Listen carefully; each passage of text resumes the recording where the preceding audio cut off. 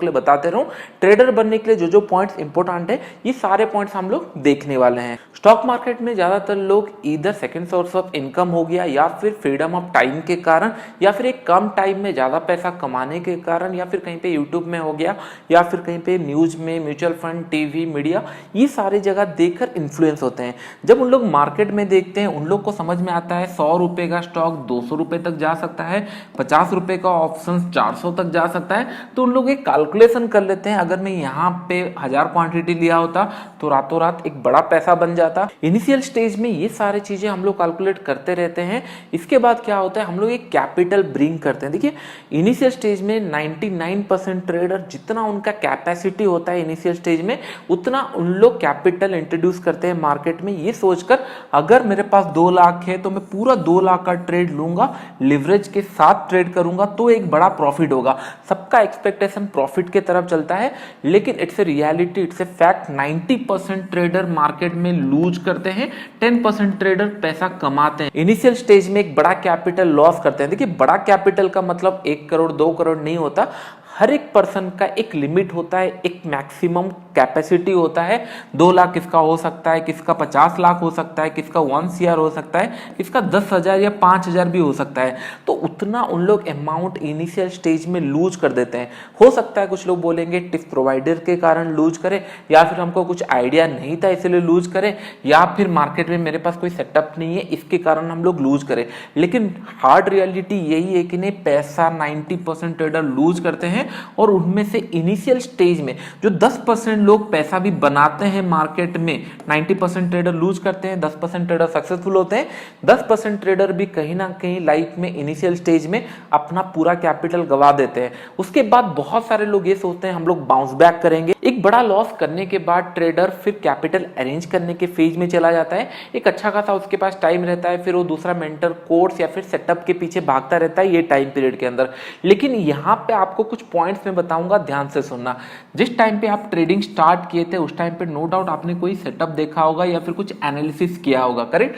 आपने एनालिसिस किया है, बैक टेस्ट किया है, उसके बाद आपको लगा कि ना ये बहुत ही अच्छा सेटअप है, इसके अंदर एक अकाउंट ग्रोथ हो सकता है, एक अच्छा प्रॉफिट हो सकता है। आपने ऑलरेडी बैक टेस्ट कर चुका है। लेकिन रियलिटी में क्या हुआ, जब मार्केट आपने पैसा लगाया मार्केट के अंदर तब आपका कैपिटल पूरा जीरो हो चुका है, करेक्ट? तो ये जो फेज होता है आप फिर नया कैपिटल अरेंज करने में लग जाते हो या फिर सेटअप ढूंढने में लग जाते हो, दूसरा कोर्सेज देखने लग जाते हो। तो यहाँ पे आपको थोड़ा सोचना चाहिए।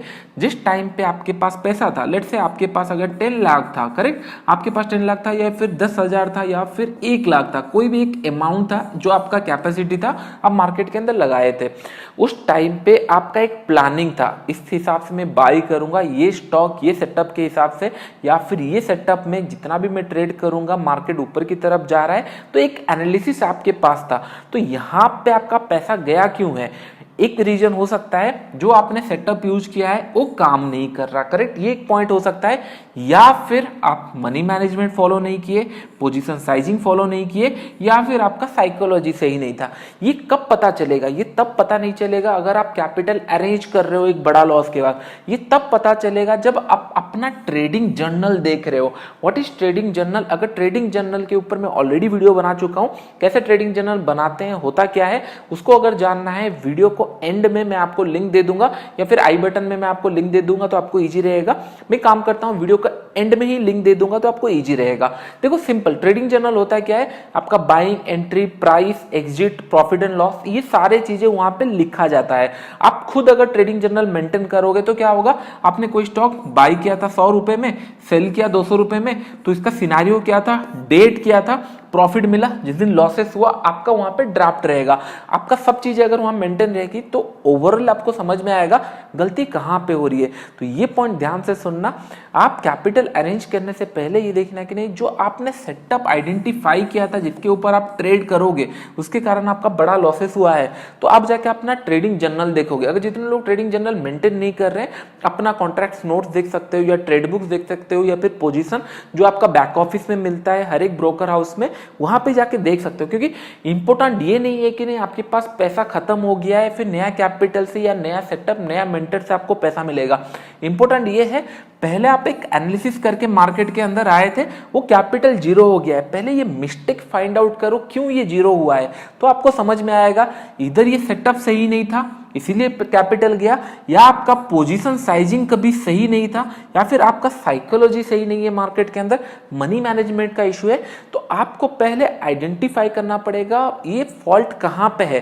कैपिटल अरेंज करना भूल जाओ, अगर आप अरेंज करोगे फिर से कैपिटल ये सारे पॉइंट फाइंड आउट ना करके, तो आप एक सर्कल में घूमते रहोगे। पैसा लॉस हुआ 3 महीना मार्केट से बाहर, फिर मार्केट के अंदर कुछ पैसा डाला, फिर मार्केट से बाहर, ये कंटिन्यूसली आप सर्कल में घूमते रहोगे, कभी आपको पैसा मिलने नहीं वाला है, क्योंकि आप सेम चीजें अगेन एंड अगेन करते जा रहे हो। आपका कोई एज नहीं है, एक्स्ट्रा एफर्ट्स नहीं है। पहला पॉइंट है, अगर एक बार कैपिटल आपका लॉस हुआ है, जो हमेशा होता है, मेरे साथ भी हुआ है, तो मैं आइडेंटिफाई करता था किस लिए लॉस हुआ।